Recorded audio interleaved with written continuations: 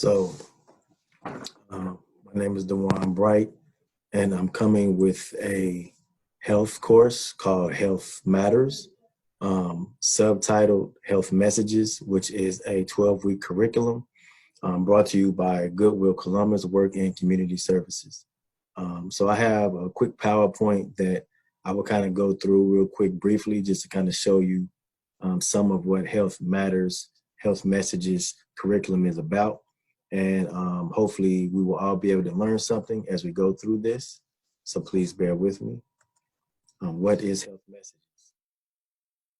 It's a 12-week Health Matters program for people with various functioning levels, which includes exercise, nutrition, and health education components.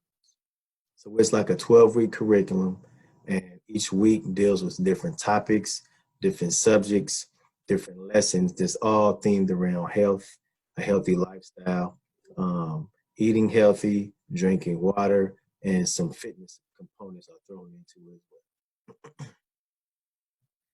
There are three goals to this Health Messages program. The first goal is to increase knowledge about healthy lifestyles. So to build on to your own knowledge that you already may have about what a healthy lifestyle is and about living a healthy lifestyle. It's just going to help you to add on to what knowledge you may already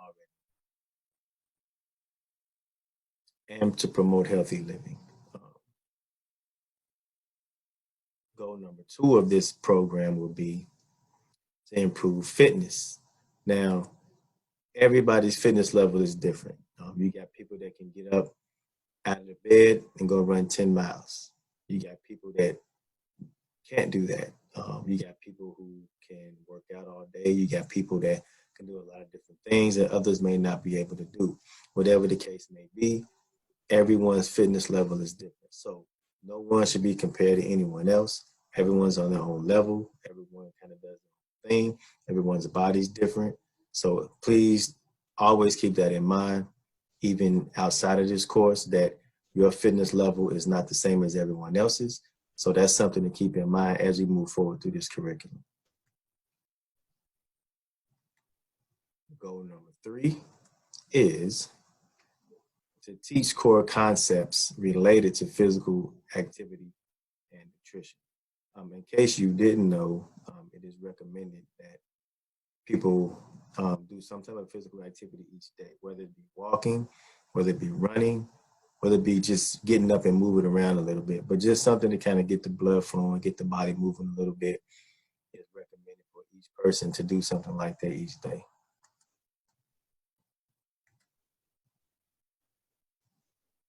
Ground rules for this course. Here's a chart that comes along with the course that has the basic ground rules of how the course is supposed to run. Now, this course is designed to be taught like in a classroom style setting.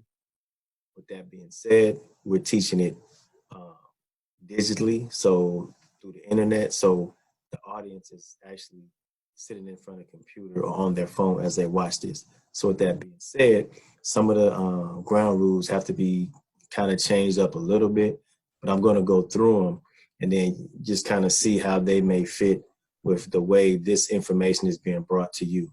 So the first one is confidentiality. So basically, you have the opportunity to like ask questions and things like that, and I will get back to you with an answer. So with that being said, people's stuff is confidential. So if you see a question or you see a comment from somebody as this course goes on, please keep it within this course and don't go share anyone's information with anyone else. That's the confidentiality. Respect. As people ask questions, as people learn, as people grow throughout this course, we want to make sure that we're respecting each other. Use I statements like I feel like or I like to do, those types of things. Please don't be disrespectful when you're typing words or things of that nature, and try to be on time. I'm going to try to start this every Friday about 11 o'clock, and it's going to run roughly between 20, 25 minutes each course, maybe 30, depending on how much information is to be given out each week. But try to be on time to make sure that you're kind of keeping up with everything. Try to pay attention, be attentive, listen to what I'm saying, the information that I'm giving, as well as listening or reading rather comments that other people may type in, because we can all learn from each other.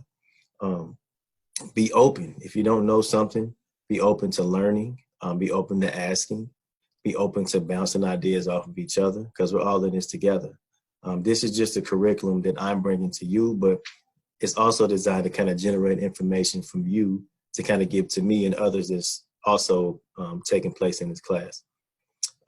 Remember, never be mean to each other, which goes back to respect that we just mentioned a few minutes ago. Active participation, as I mentioned, bouncing ideas off of each other, learning from each other, and all of that good stuff. So active participation is heavily encouraged. Fun facts about this class. Fun facts and drinking water. I hope you drink water every day. It's very important, but we'll get into that a little further as we go through the course. Being physically active, it's a fact that it makes you feel more refreshed. It makes you feel better. Helps you feel less depressed or upset when you exercise, because it's giving you an opportunity to release, let some of that tension or pressure or stress out in a healthy way. Makes you stronger. When you're working out, when you're lifting weights, when you're running, you're often tearing down muscles, and when your muscles build back, they build back stronger, which makes it better or stronger for the next time that you're going to use that muscle. So you get to build muscle. Helps you lose body fat, which is always a healthy thing. Lowers the chance of getting diabetes, having high blood pressure, a heart disease, or any other variety of diseases. So it's overall, the main thing is being active makes you an overall healthy person. So please keep that in mind.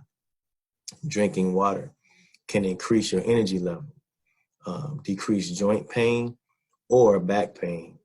It didn't say get rid of, it said decrease. So if you have a regular water drinking diet, if water is something that you drink regularly, that's something that it definitely can do, is decrease joint pain and back pain. Helps digest food and prevents constipation, because you constantly have that your body's hydrated. So you're constantly moving fluids, moving foods and things throughout your body, keeping yourself regular. It can help you maintain a healthy body weight, and moisturizes skin and gives it a healthy, glowing appearance.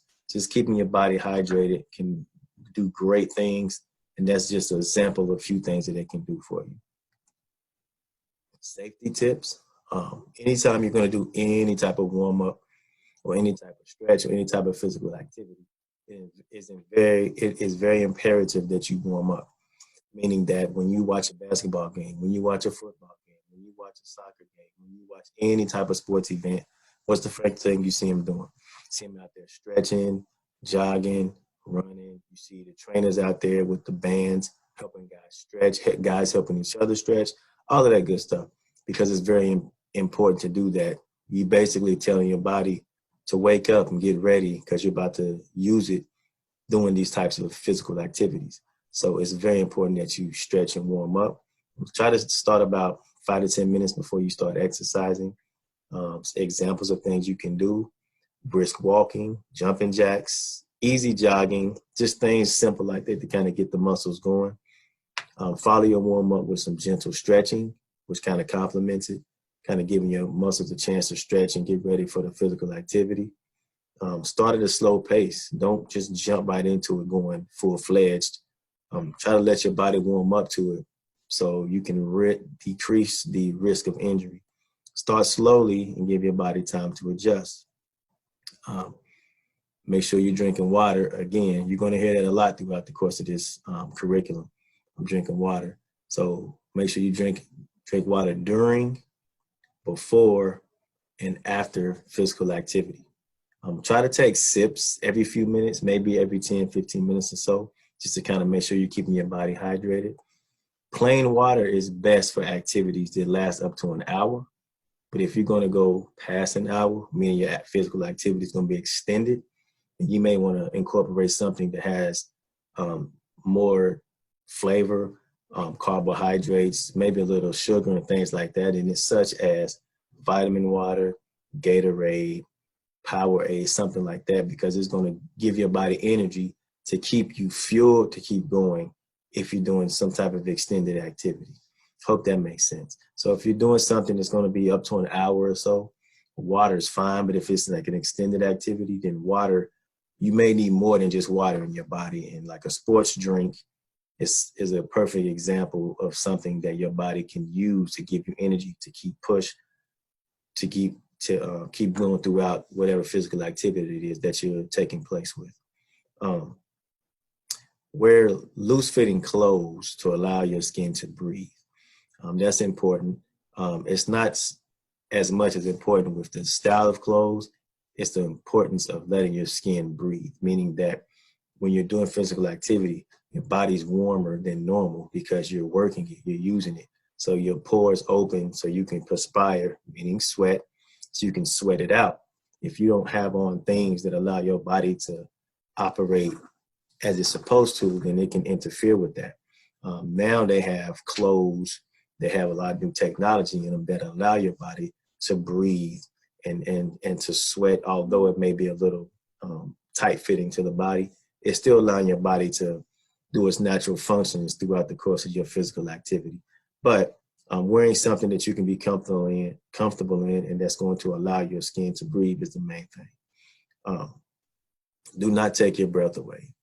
You should not feel pain, tired, or gasping for air doing any types of physical activity. You should exercise so that you feel that your heart is working harder, but you're not having shortness of breath.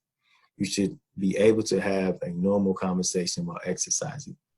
All of this is saying is you should never be doing anything that's going to cause you to just, where you feel like you can't breathe or you're having trouble breathing. That's not the purpose of exercising.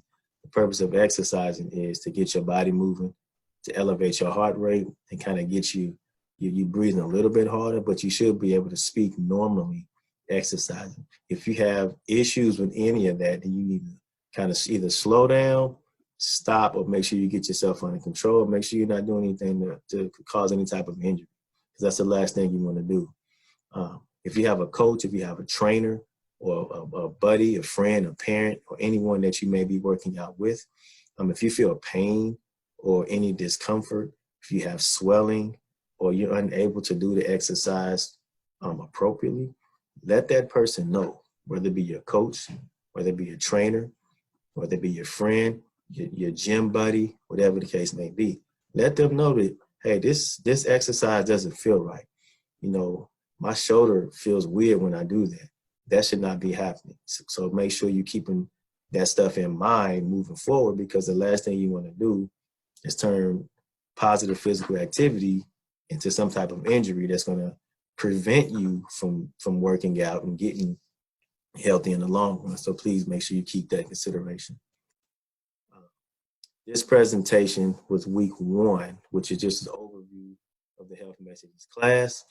There's going to be some exciting learning opportunities as we move forward through this curriculum. So I hope everyone's looking forward to that. Questions. If you have any questions, please feel free to ask me or email me at any time, and I promise I will get back with you with the answer. Looking ahead to next week, which will be week 2, I'm going to try to run it about 11 to 11:30. If anything changes, I will send out notifications to let you know about the change. On week 2, there will be a pamphlet that goes along with it that will be in a presentation just like this as we go through it. And the theme of week 2 is stay healthy and be well. So keep that in mind for next week. Very important, as a side note, please make sure you're washing your hands. Not just washing your hands, but washing your hands properly. As follows. Wet your hands with clean running water, either warm or cold. Not too hot, you don't want to burn yourself. Turn off the tap and apply the soap. After your hands are wet, turn the water off, apply the soap. Lather your hands by running them together with the soap. Lather the back of your hands between your fingers and under your nails, very important. Scrub your hands for at least 20 seconds. I repeat, scrub your hands for at least 20 seconds. If you need a timer or something to kind of remind you of that 20-second mark, You can try singing the happy birthday song or humming the happy birthday song from beginning to end 2 times, and that should be about 20 seconds, which at that point you should be able to rinse your hands by running them under the clean water and getting all the soap off of them, and then drying them with a clean towel, or you can air dry.